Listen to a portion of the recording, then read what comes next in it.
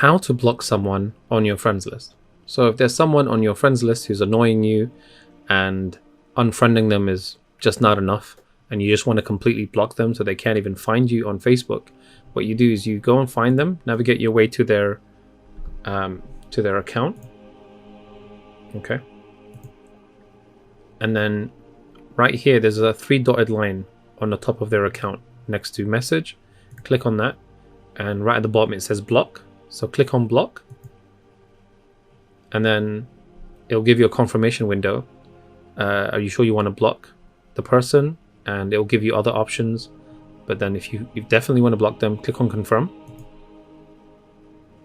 And once you've confirmed, it says you've blocked the person.